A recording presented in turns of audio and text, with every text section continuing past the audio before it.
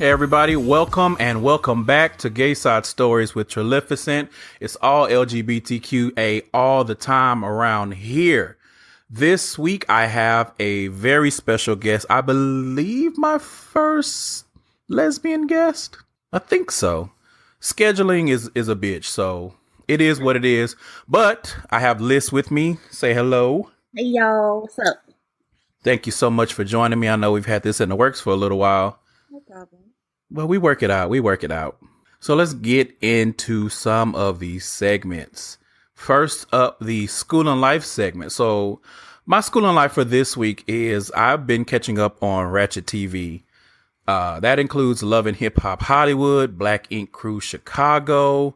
And in relation to that, you guys can catch me on the latest episode of the Ratchet Ramblings podcast with Candace and Jeremy, who you've heard on this show. I believe the title of the current episode is Theater. And we had fun. Sexy Lexi was also on the show. You've heard her on this show as well. And we just had a good time because that recording, it was kind of light. And so we didn't have much to discuss. But look out for something else in the future. And when Ratchet TV comes back, we'll have a lot to say. Hopefully they'll have me back. The trailer for Real Housewives of Atlanta came out. I'm excited about that. I'm late. I have not really been watching it. I caught the tail end of the last season all the way up to the season finale and then the reunion. The reunion was what got me. I was like, I have to tune in next season to see what happens. I'm glad Phaedra's not back. Phaedra can go to hell. And Nene is back. Kim Zolciak is back. So it should be good. But anyway, that's been my school and life. That's kind of what got me through the week, catching up on some of the episodes of the shows that I missed. And what about you? Well, to be honest with you, nothing but prayer because That is A-okay. this week was a rough week for me in terms of me doing what I thought was right and seeking closure, quote unquote, and forgiving people that didn't deserve to be forgiven. So the only thing that has gotten me through the week is prayer. But I'm good, it's a new week and it's gonna be all right. I feel you. I feel you. Yeah. So originally I didn't have anything for the come quick segment, but I'm going to piggyback a little bit on what you just said and we can dive a little bit deeper into it. Okay. I want to talk a little bit about the difference between closure as far as getting closure and getting to the point where you accept something or someone and being able to move on. Now, this is something that I have been having ongoing conversations with my therapist about because whenever someone would say you have to forgive people for you, immediately I would be like, fuck the entirety of that from the back. I don't need to forgive anybody Exactly. for me.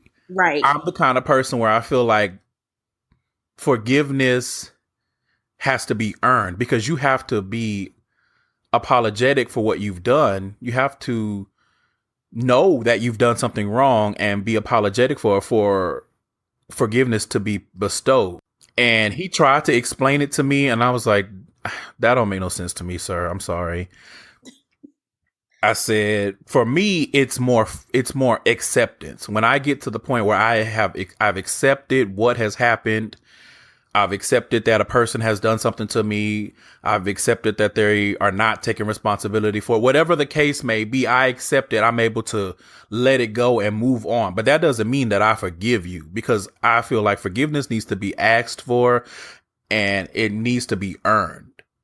I agree. But also, people say that, like you said, forgiveness is not for the other person, it's for you. But I feel like, I used to feel like if I'm forgiving you, that means I'm excusing whatever you did and I'm saying that it's okay. Right. So that's where I have a hard time, forgiving people because I feel like you're just getting over on me. Which is probably not the case, and I'm probably, looking at it in the wrong light, but that's just how I feel about it. So, I mean, I struggle with forgiveness, and I'm still struggling with it Because now I'm questioning myself as to whether I even forgive the person, or was I just doing it just because I'm told that it's the right thing to do. Right. Well, And so that's why I say I make that clear distinction between forgiving and accepting. Because if I accept what's happened, it doesn't mean that I'm excusing. Like, let's say someone has done me wrong in some way, shape, form, or fashion. And I get to a point where I say, you know what? I accept what happened. I can't change it. And there's no real resolution that's going to come from this. I accept it. I move on. I don't think about it. I don't carry that burden with me anymore. But that doesn't mean that you're getting over on me. It doesn't mean that I forgive you, because, and I could be wrong, no, you know what? I'm going to take that back. This is what works for me. And it's that if I have to give out forgiveness, that means that you need to be asking for it. You need to want it, and you need to be seeking it. right. For me, forgiveness for me, so that I can let things go. That's not what I do, because forgiveness to me has a different connotation, because that's an act. It's not just a word that you throw out and say, okay, I'm letting go because I forgive you. Fuck that. If you do me wrong and you want my forgiveness, you need to work for it. Just like I would expect, if I do someone wrong, that I have to ask for that forgiveness. I have to admit my wrongdoing and go to them and say, hey, I know I fucked up. Please forgive me. Let's work on this. Let's try to figure out what we can do to move past it. It's not just well, and the other person's like, well, I forgive you because for me. Right, exactly. It just sounds stupid, but that's just me. I don't know. I mean, I think that's a little bit rooted in religion, and that's not my jam. If that's your jam and that's how you get down, more power to you. I'm not saying that it's wrong. I'm saying that it does not work for me. And for anybody listening to this, an alternative is you don't necessarily have to forgive for you if it doesn't feel right. Like, don't try to force yourself to do something that you don't understand or that you don't think is right. And that's exactly what I think I did. Like, I forced myself to do it. And now, today, I regret doing it. So obviously, if I'm regretting it, then that means it wasn't sincere. Right. So now you have to work on getting to a point where you can accept and move on. And I think another thing that's important to throw into the mix is, and I see a lot of people who say, I forgive for me, I don't forgive for the other person, say this, and it's a good thing to say, is that forgiveness does not automatically mean a pass to the transgressor. And it doesn't mean that you have to continue to allow them in your space or rebuild that bridge, whatever the case may be. And I think people who do something wrong, they automatically assume if someone forgives me, that means things are going to go back to the way they were. Right, like we back cool. Nah. Yeah. Don't, people take that for granted. It's forgiveness is a powerful tool, but I think everyone needs to do that mental evaluation and that emotional evaluation and find out, what does forgiveness mean to me? And when I say I forgive someone, what does that mean to me? Instead of just going on blanket statements that people tell you because it sounds good, it rolls off the tongue well. Right. Does that make sense? Yes. Definitely some emotional work there to do, but I think you got it. Yeah, I mean, it seems like and you know what they say, knowing is half the battle, G.I. Joe. Right. Yeah, it's gonna be all right. Yeah. It's gonna take some time to let you know. Yeah. So there's a lot going on, and there's a lot that we could probably talk about in this segment, but maybe some other time. There's a lot going on with Trump and Kaepernick and players taking knee. There's a lot going on, but maybe we'll cover that some other time. Yeah, it's a lot, and it's heavy, and it's definitely heavy. Yeah, heavy. So let's move into the main topic. Okay. I found an article on BuzzFeed. You guys know I love my BuzzFeed articles because sometimes they're good, but most of the time they're a shitty mess. But I thought this one kind of told the line. The name of the article is 18 Types of People Who Make Queer People Say, oh boy. So I only picked a few out of the 18 because 18 is a lot and we don't have all damn day. So let's get into a few of these. And I think at the end I added my own that I didn't really see and we'll talk about that as well. So the first one that I picked says the quote unquote ally who needs to tone it down ASAP. For example, a straight girl who meets a gay guy and basically goes full Tamar Braxton, is like, yes, cunt, honey, slay, bitch, blah, blah, blah, blah, blah. All of that. That doesn't make me say, oh boy, that makes me say, get a life. Right. And probably something else that's rude. Right. But I don't know how you call yourself an ally just because you adopt gay lingo or whatever lingo that you're adopting. And can we just say this whole battle that is going on behind the scenes of gay men, y'all don't have a black woman deep down within you, and black women, you don't have a gay man deep. Can we just, like, everyone steals a little, I won't say steal, everyone adopts a little bit of what they hear from other people. This whole thing of, well, gay people are emulating black women or black women. Enough. Yeah, I don't even pay attention to stuff like that. I can't. I don't have the time. I just see that a lot, and it just confuses me on how people think that it's so black and white. And I think part of it is, it seems like we're in this phase of online culture where there needs to be some kind of receipt, and we have to figure out, where did this come from and who's the source, because the source is who needs to be getting the praise for it. And to be honest, a lot of these terms that come out, we would never really know who is the source, whether it was a black woman, whether it was a gay man, whatever the case may be. And honestly, who cares? Yeah, really. I mean, why does it matter? Why does it matter? And I think but I do think it's important to kind of let that whole thing. And I see a lot of white gays do this. Or I'm a fierce black woman deep down with, no, let's not do that. I've never heard. Wow. I've seen it. I've seen it. I've seen them say it. I've heard them say it. Crazy. I've seen them put it on shirts. White gays do a lot. They do a lot. But yeah, I definitely agree with that. Tone it down. We don't speak a whole different language where you need to adopt or change how you speak when you're addressing a gay man, right, in this specific example.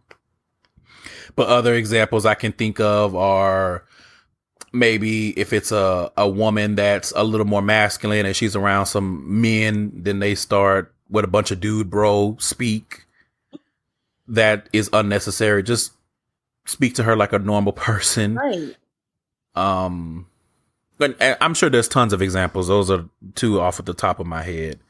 So next up, it's the relative who's constantly making it awkward. For example, those relatives that know you're gay or know you're whatever, and they're constantly asking you, when you gonna make some babies? Or, you know, before gay marriage passed, it was, when you gonna get married? And it's like, right. You don't want to be rude, but it's like, Aunt Tessa, you know I suck dick. So what are we talking and about? I right? still 36 years old, and I still get these questions. I done had a whole hysterectomy, and people still asking me when I'm have kids just because they want me to be with a man so bad. And it's like, bruh, come on. Yeah. And that's strange to me. I don't know why people want to saddle everybody down with kids. Kids are a blessing, don't get me wrong. But at the same time, not everybody wants kids. Exactly. It was never something I wanted. Never. And that's okay. But people make it seem so weird and strange if there's a woman who doesn't want children. You know, and it's so funny that you mentioned that, because I was talking to a friend of mine and we were talking about some of the archaic views that men and women have. And I find it very interesting whenever there's a woman who says something like that. Well, they come across another woman who doesn't want kids, and the woman is weird or something has to be wrong with her. And I'm thinking to myself, why? Why would something be wrong with her because she doesn't want kids? Like, kids are great. Kids are amazing. Like I said before, they're blessings, but kids are not the end all be all to life. There are tons of people who live perfectly fulfilled lives without having kids. Right. And I had somebody tell me that too. Like, I'll regret not having kids when I get older. I'll regret it. Well, then let me regret it. This is my life, not yours. Right. Like, that's okay. I'll be all right. Right. I'll be all right. And, let me not, because that could get disrespectful real quick. But I will say, definitely don't let relatives make you feel awkward in situations. Really, to me, I say in any situation. I know sometimes it can be difficult, especially depending on who the relative is. But there comes a time where you have to stand up and say, you know what, we're related, we're family, and I think you feel like you could say whatever you want to me because we're related. So I'm going to do the same in return. Right. And nip that shit in the bud, or just and let it be known, like, look, you can talk to me like a regular person, or we don't have to speak at all. Exactly. And I will lose no sleep. I promise. None. Yeah. None. Terrible. Now, I'm not saying that at Thanksgiving dinner, you go and you cuss your Meemaw out because she asked you about having kids. That is not what I'm saying. Oh, nah. But you can definitely tug Meemaw by the elbow at some point and be like, look, Meemaw, you continuing to ask me this every year is not going to change the answer. Exactly. So let's do each other a favor.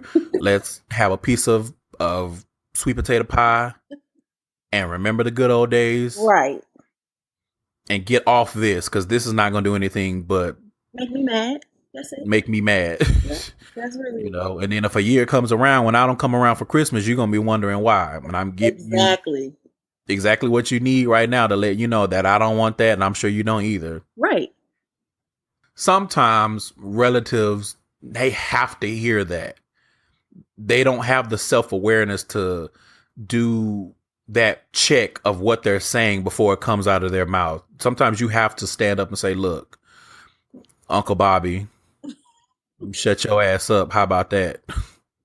And all it takes is that one time, and I bet you'll never hear it again. Oh, yeah. Usually that's all it takes. All it takes. But like I said, I advocate doing it in the most respectful way possible. Gotta put that disclaimer out there. Exactly. Now, but I will say this, if you have a relative that is several circles of disrespectful to you, all bets are off, in my opinion. Oh, yeah. And family, I feel like you can fight family. Yeah. Obviously, if you're a man, don't be trying to fight a woman in your family. Get a cousin or somebody that's on your team. Right. But if Uncle Bobby is real slick at the mouth, I don't see nothing wrong with squaring up. Nah, at all. Get a pie to the face, something, just so I know. Well, maybe not the pie. I mean, because after you scrap, you probably gonna want something sweet. Well, it should be more than one pie though, especially if it's Thanksgiving. So this is true. You know what I'm saying? But I'm just thinking, if someone made the pie and then you threw it at someone, then now they gonna want to fight you because all their hard labor went into somebody's face. Depends on what kind of pie it is, though, too. Well, I mean, I would think that there aren't pies there that people don't like. Well, I don't eat sweet potato pie. Oh, okay. I see what you're saying. So I don't really. So you're going to be the one to be like, let me pick the pie I don't like so I can bust this fool in the face with it. Right. So, But it is. All pies, well, not, you know what? Let me not even say that, tell that lie, because all pie is not equal. No, they are not. Definitely not. And I've had my black card revoked plenty of times. I just don't like sweet potato pie at all. So there's nothing wrong with that. More for me. There you go. Next up on the list, white all gays matter gays. Y'all know I'm trying to think if I've come across any white gay like that in my personal life. I don't think I have, but I know exactly what this is. This is one of those when you're saying something about black lesbians or black trans people or black queer people, and they're like, but it's all of us. No, we don't all have the same experience. A lot of times, a lot of us on the colored end of the spectrum are being held down by y'all. Right. Because at the end of the day, you may be gay, lesbian, whatever, but you're still white. So you still have a privilege that we don't. Exactly. And I find it interesting how many white queer people don't understand that. They don't get it. It's a, well, we're all minorities. Well, yes, we're all minorities, but there are still different intersections, and there's still a hierarchy. And they know that. They just don't want to admit it. That's all. You know what? That's fair, and more than likely true. Yeah. I mean, come on. It reminds me of this video, or maybe it's a GIF that I saw, and there's this white guy telling this Asian girl, "You wouldn't understand. You're not a minority like me." And the Asian girl was like, "I'm not a minority." She pointed to her face like, "Are you stupid?" Wow. I haven't seen that one. I've seen that GIF, but I don't know what video that's from. But I was like, that's such a typical white gay thing to do. Enter disclaimer here. Y'all know what the disclaimer is. I don't need to say it for any of my white gay listeners. It's not to offend, but y'all know that a lot of times some of your brethren and sisters, they need to tighten it the fuck up. So next up says that one, yeah, right, comedian who's like LGBTQ, LMNOP, alphabet soup, blah, blah, blah, blah, blah. Now, I think most people are guilty of this, and it's just because it's gotten to the point where it's hard to keep up with all of the letters. It just seems like they're adding letters. Like I saw one thing where they were saying A is for ally, and I'm thinking, why does ally need to be in that? That doesn't even make sense. Oh. And I think a lot of people in the community, they do it too, for that exact reason. It's hard to keep up with all these letters, and it seems like letters pop up and there's no explanation as to what they mean sometimes. Right. And I want to be quite honest. When I don't know some of these, I Google it, and some of these explanations, they have two different letters for, and it's the same thing, just with different words. And I think to myself, y'all do know that you don't need a whole different word to say the same thing just because you worded it differently. Yeah. I know this is the English language, and we do that a lot, unfortunately, but this is an acronym. You don't need to do that. One acronym can have that dual meaning, which is not really a dual meaning. I mean, I remember when it was only 4 letters. Now, I don't even know. I lost count. Right. I don't. And I've heard different things of what the Q means. I thought the Q meant queer. Me too. But I've heard that the Q is for questioning. I've heard that something else that the Q is for. And I'm just thinking to myself, this is a lot. I feel like if you're questioning, you still would fall under one of the other acronyms, because it would depend on what it is that you're questioning. Right. Question. Yeah, okay. Yeah. And if you're questioning your sexuality as a whole because you don't know or you don't understand what it is that you're thinking or feeling, again, I'm not here to police the acronym. I keep it at LGBTQA, and for me the Q means queer and the A is for asexual. I don't know. And I keep it at that. But that's just me. Not trying to offend, but I don't know. Agreed. But at the same time, it's still awkward as hell when you have someone to do that. Like, I get it. Some people LGBTQAAA, blah, blah, blah, blah, blah. But then when it's obnoxious and it's like, LMNOP, I'm not right. I mean, it's Sesame Street. And it's like, okay, shut the fuck up. Exactly. You're doing too much. With the least. Less than the least. All right. Next up, it says that new acquaintance who thinks it's a compliment to tell you that you pass for straight. Oh, I've had one of those in the workplace, actually, too. Yeah. I think the example was, no, that's a different example on here.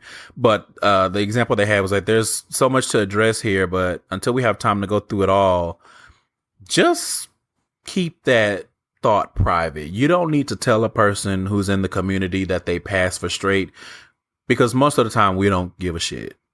We're not trying to pass for straight. That's not meaning, though. Meaning just basically that unless you tell someone, they would not know that you're whatever you identify as. But I don't even know why that's something to seek and why that's a prize. Yeah. And I definitely don't like, am I getting a publisher clearinghouse check for passing for straight? Explain to me why this is something that you would need to tell me. I mean, are we supposed to write on our foreheads that we are not straight? I don't know. I don't know. Who knows?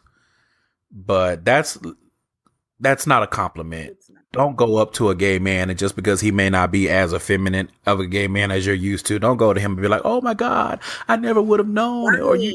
I you're never would have thought.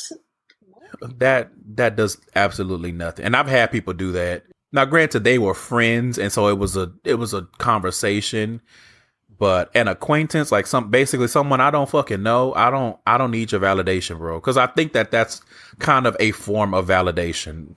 A person coming to you saying, well, "Oh, you passed for straight," as if to say you're the kind of queer person that's okay because you're not too different. Right. You know what I mean? Right. You can't tell that you're not straight. So But good. we don't need that validation. Leave us alone. Please. Leave people alone. That probably is the running theme of this whole. Just leave people alone. Keep your thoughts to yourself and leave people the fuck alone. So next up, it says the coworker who's like, dating would be so much easier if I was a lesbian. See. Or I guess gay, gay men think, oh, it would be so much easier to get laid if I was gay, which there may be some truth into that. But why do you need to tell a queer person that? Again, what are we supposed to take from that? Because dating is not any easier, despite what y'all think. Listen. It's a shitty ass mess, just like with you heterosexual people trying to date. It's a shitty mess. It's not more. Depending on your intersection and various factors, yes, it could be more of a mess. Ugh. And I see a lot of people on Twitter, they say that a lot of women, and it just turns me off. They're like, ugh, I wish I was a lesbian. It would be so much easier and I would be with somebody by now and blah, blah, blah. And I'm just like, bruh. And that's funny to me because in the same breath or in the same veining, those are the same people who know and make the jokes about lesbians always fighting and stuff like that. And I'm thinking to myself, so if you know the truth, then why are you saying this? Right. Because you know that dating is not any easier. You know that it's passionate and it's not going to be any different. It's just a different type of person than what you're used to. I mean, everybody ain't shit. I mean, that's just really what it boils down to. So can we talk about it or can we talk about it? But I feel like heterosexual people automatically assume that just because you're dealing with the same gender, that means you know what the other person is thinking and what the other person is wanting because y'all are the same gender. And so it must be easier by default. And that's not how that works. At all. That's not how any of this works. It is so false. At all. It's just, no. I'm here to tell you that is not true. And that's all I'm going to say. I'm going to just leave it at that. All right. So it says next, the relative who always makes sure to use the word choice when talking about your quote unquote lifestyle. Now, a couple of thoughts here. I think I've talked about this on the show before. I do not like the word lifestyle when you're talking about queer people. Because to me, a lifestyle is something that you choose. You choose to have an active lifestyle. You choose to have a vegan lifestyle. You are making a conscious choice that I'm going to do certain things in my life. And that is the lifestyle that I'm adopting. I feel like it's almost underhand. It's an underhanded way of saying, but it's in the sentence, your choice about your lifestyle. And that's just their way of saying you choosing to be gay. And yeah, we don't need that. I just don't. That most people in the church, honestly, they think it's a choice. You chose this. So at any given moment, you can choose not to be gay. That's what they think. Mm-hmm. Which is always funny to me because you see how much gay people go through. And I'm still confused as to why anybody would think that we would choose this. We would choose to risk being ostracized from family and from friends. We would choose to potentially be beat up and all kinds of different things, having to fight for regular ass rights, shit, fight to be able to just to get married. Why would we choose this? I'm trying to figure out. I've said this before. I don't know where that cosmic scantron is. I don't remember anybody sliding it in front of me and saying, now bubbly and which one you want. Right. Because this is listen, it's already bad enough being queer because if it feels like you have to come out, and I've seen this recently, but it feels like you have to come out constantly because it's like whenever you meet somebody new, you have to make sure that they know what's up. You got to come out to your family. You got to come out to friends. But you know what? I've actually had somebody tell me, and they will remain nameless, but they told me that they did choose to be gay. They told me that. It was a choice for them. They told me they just woke up one morning and was like, you know what? I'm going to fuck with women. And they've been fucking with women ever since, but it's a choice that they made. So, I mean, I don't know. That's what somebody told me. Sure, Jan. That's what she told me, and she was dead ass serious about it. You know, yeah, I did choose this. I'm like, okay, well, that's good for you. Me, on the other hand, I've known that I've liked women since I was 8. And I know that sounds crazy, but I knew. But for you to tell me at the age of 30-something that, nah, I chose this. That was just something I decided I wanted to try, and I liked it, so I've just been doing it ever since. And I'm looking at you like, okay, well, kudos. I mean, you want a cookie? What? But that's not how it went with me. Yeah, that's not how this works, beloved. I mean, that's.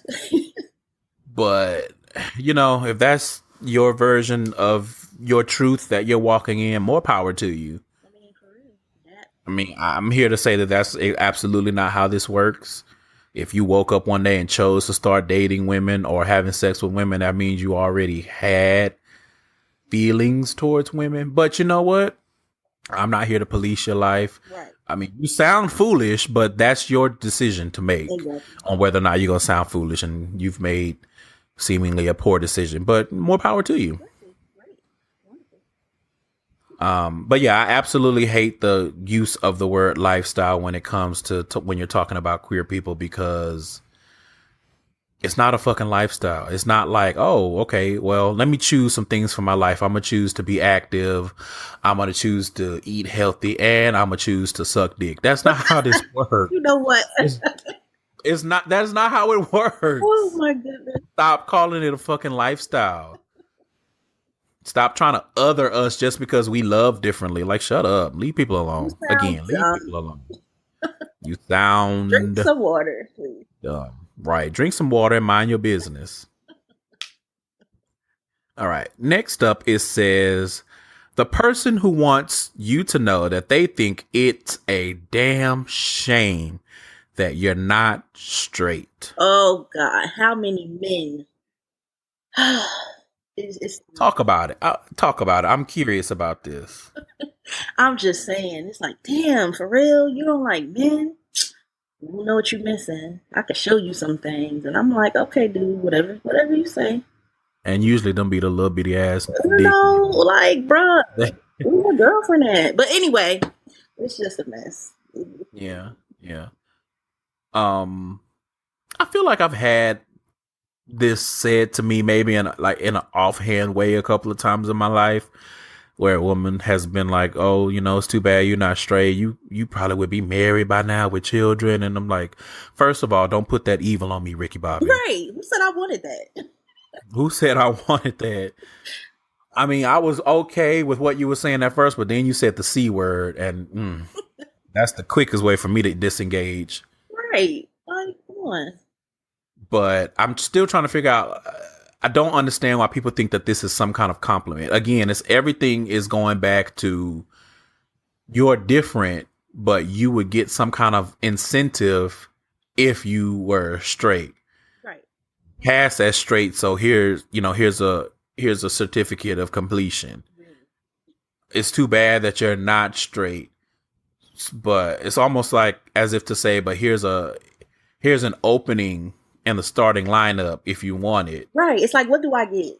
if I was straight, what is the prize? Please What am I getting? tell me that.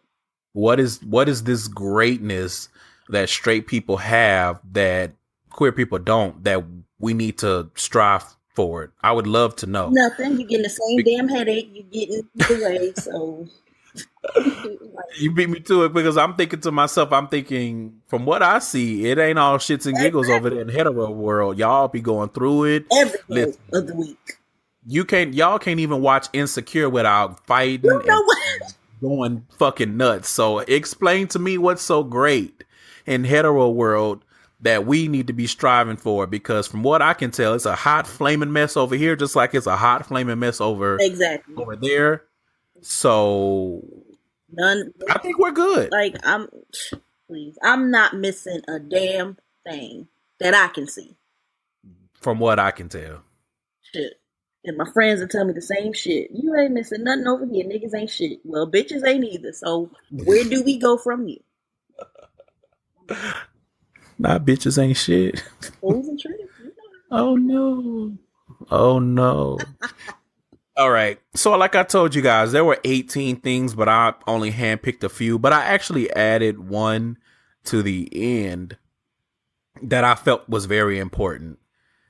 And that is people who go out of their way to make queer people feel uncomfortable or unsafe in public spaces. There are tons of videos of things like this. Men trying to intimidate maybe a feminine man, or women talking crazy to a lesbian, or picking on trans people, things of that nature. Those are the kind of people who need to be swallowed up by the earth, because I would say probably 10 times out of 10, queer people are not doing anything but minding their business and trying to live their lives. Right. And for you to go out of your way to try to make a public space uncomfortable or unsafe, attacking them maybe, or anything like that, yeah, you just need to be off the planet. However we can make that happen, we need to make it happen. Definitely no space for people who go out of their way to make queer people feel uncomfortable in any space, but definitely in public spaces. Right. And it's like, who are you? Who are you to do that? Who are you to do that? Because if the shoe was on the other foot, you would be upset and you would feel like you're being persecuted, but you're doing the same thing to people. But it's funny to me how people can't put themselves in that position when they're doing things of that nature. I don't know where this divine right to harass people comes from within other people, but I wish that shit would die. It won't. Especially when it comes to queer people. I mean, but this goes across the board. This can go for race. This can go for nationality or ethnicity. Like, there's so many different examples of people just going out of their way to be shitbags. Oh, and it's definitely gotten worse now that the Cheeto has taken over, But we ain't gonna get into that. But I'm just saying, people really think they have the right to act the fucking fool because they got the Cheeto on their side. So it ain't going nowhere. And he makes it very clear where he stands. Right. So that's not going anywhere. His trick ass. So we are going to take a quick break, and then we will come back and wrap things up with Liss with the Queer Query. Hey guys, this part of the show will feature an interview that I had the pleasure of doing with an up-and-coming writer and filmmaker, where we'll be talking about his short film Life Event. I have a very special guest. I have Rob with me, filmmaker, writer. What else do you do? Oh, live, be black. I knew you were going to say that. I knew you were going to say that. I was waiting for it. Whatever makes money in this economy. No, I'm kidding. Can we talk about it? All right. Where are the coins? They need to be present. Show the coins. Well, thank you so much for joining me. Thank you for having me. So you have a project that you did about, what, 2 years ago? About 2 years ago now. I did So tell us a little bit more about Life Okay. Event. I did a short film called Life Event, and I Mm-hmm. actually had the honor of having it featured on Issa Rae's YouTube channel under her hashtag Short Film Sundays. She Mm-hmm. featured a bunch of short films by a group of independent, black creators, and it was my first short film, but it really just kind of took off. Um, as I mentioned, I've worked with Issa before in other capacities, but when I made this short film, I just sent it to her like, "Hey, look what I did," Mm-hmm. and she was like, "Oh, this is dope. I'm gonna put this on my channel." And it just That's really got dope. such a great response. And I was also honored because it was one of the first things that she featured that had LGBTQIA content. So that Mm-hmm. was really dope that we were kind of first to get into that space. And she was the vehicle for that. And just going back to, she really does support. And a lot of the young black creatives are making sure that they're reaching back, supporting, encouraging, Mm-hmm. mentoring. And, like you said, you need receipts. And she has them. And so Life Event was featured, Absolutely. and we just had a really great experience so far with how this short is being received. And my favorite part has been the comments. I know you're not supposed to read your comments on the internet, but I Yeah. have been. It can be a black I hole. mean, yes. I think my favorite one was somebody commented recently. They were going to look up. They said, "Did anybody else go and look up the main character's Facebook page to stalk them?" Oh God. But that made me feel like, you know what? I did my job. Absolutely. Absolutely. And so Yeah, did so he. did he. And so, it was really cool to be able to tell a space. I mean, tell a story in a space like that, that really kind of just being in good company really just benefits you because you're getting the privilege of being around other people who are active in doing things, and you're among a group of creators where people are actively searching for new exciting content. And I love the fact that if you go to Issa Rae's channel, you'll see my short, which is about two gay black men just living life Mm-hmm. ultimately. Mm-hmm. Right. So tell us a little bit about what What it's about. it's actually Absolutely.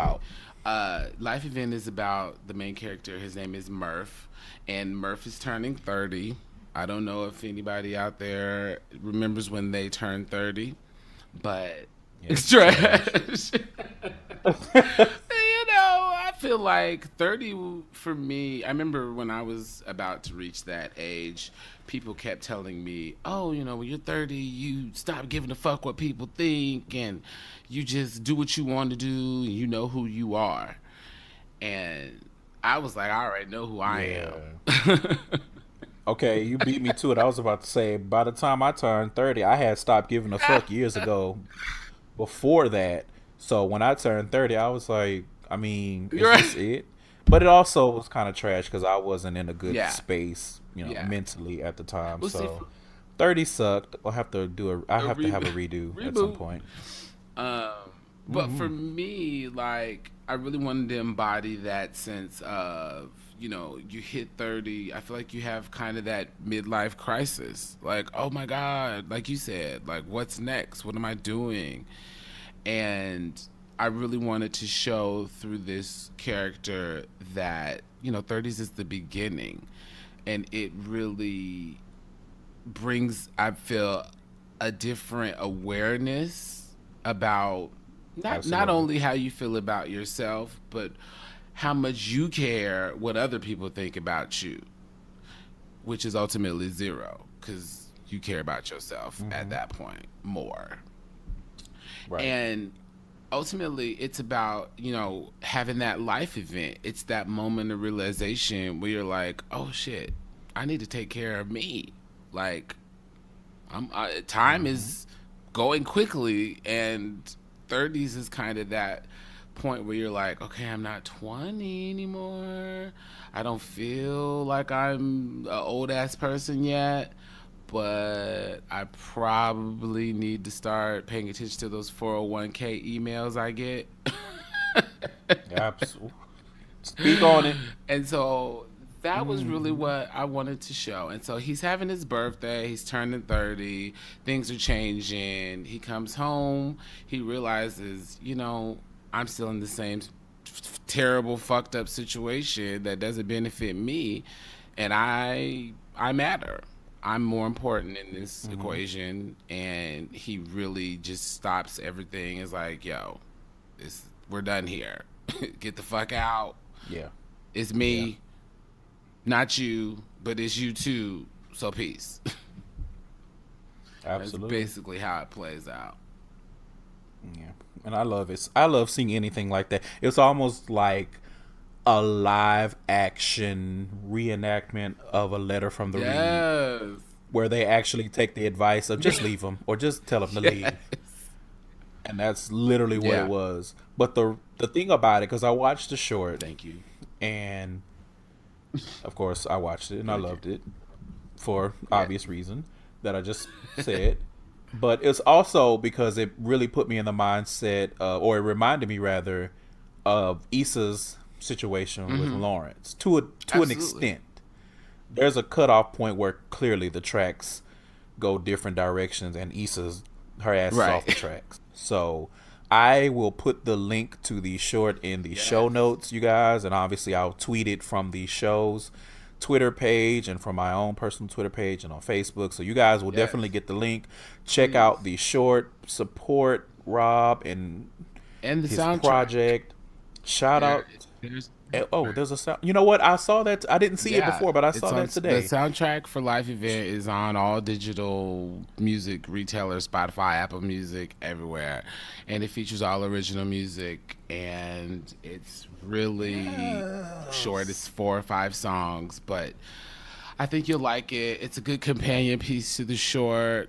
And I really appreciate the people that have even stop to be like, what song is this? And, leave comments about those things. That's a very important piece of it to me because it's one of the other things I do. I'm a music supervisor. And so I chose all that music and collected it and then put it out for everybody else to listen to as well. So go check that out. Yeah, so we'll have the links to, I'll just put a description of where you can go find it because obviously it's multiple places. The link to the soundtrack is in the description and the YouTube link as well. Oh, well, there you go. So you guys will be able to see everything. Go watch this. Watch it multiple times. It's only 7 minutes. You have 7 minutes while you're sitting on the toilet. Pull up YouTube. Watch. Get your life. You might even have a revelation about your own life. That's what it's about. That's what it's about. Absolutely. Or it could be a walk down memory lane when you finally had the strength to tell somebody. Get the hell on. Ain't no feeling like being free. So that wraps up my interview with R. Michael Thomas. Now let's get back to the show with Liss. All right, so we are back. And I have a couple of questions. You guys know I usually like to wrap up a show with my guests with some queries so you can learn a little bit more about them and how they think. So I got 4 questions for you, Liss. Okay. First up, what is your love language? Words of affirmation, acts of service, receiving gifts, quality time, or physical touch? I would have to say physical touch. Come on, touch my body. No. Yeah, more than anything. Yeah, physical touch is it for me. Okay. I think I don't know if my love language falls here. Maybe it falls within one of these 5 because I feel like my love language is communication. But I don't know where that would fall. Is that under words of affirmation or is it under quality time? Maybe quality time. But I feel like I struggle with communication with people so often that is definitely a, well, let me not lie and say that's a weight of my heart because that path is closed. Okay. It's under Where's construction. And it's that kind of construction that goes on for like 20 years and you don't understand why it's never finished. But that's what that is. I would say communication. And wherever that falls, you guys tweet me and let me know where that falls. Next up, what song is a good depiction of your life currently? I would have to say I Hate You So Much Right Now by Liss. Shit. Okay, why? Why? I'm so curious why. Because that is a strong statement. Just because of going back to what we were talking about with the whole forgiveness thing and the person that I tried to forgive, I just don't like them right now. Right, and now you in full fuck you bitch mode. Absolutely. Okay, fair enough. I think mine would be Don't Hurt Yourself. Okay. And that's just because y'all have heard me talk about it. My boss be trying my nerves sometimes. And sometimes I just want to look at her and say, don't hurt yourself. Sometimes I want to print it out on like a piece of cardboard and just hold it up so she can read it from across the room. This is your final warning. Just email it, that's all. Right. Let me put that as my email signature. Right, exactly. They'll know. Put it in bold, put some colors on there. Come on, put it in color. Exactly. Yeah. Can you tell me the status of XYZ? Reply, don't hurt yourself. Exactly. See, it works. That is the status, ho. Okay. Next up, you're in charge of choosing Charlie's new angels. Who do you pick? Oh my goodness. Okay. We might have to work together on this one. Yeah, because I don't know. I really don't. Who would I choose? Yeah. I think I would choose Lupita Nyong'o. Okay. I just feel like we need a dark-skinned angel. We deserve. Okay. I think Rihanna, she got to be in there somewhere. Okay. Maybe. Okay. So who's the third angel? Ooh, and who's Charlie?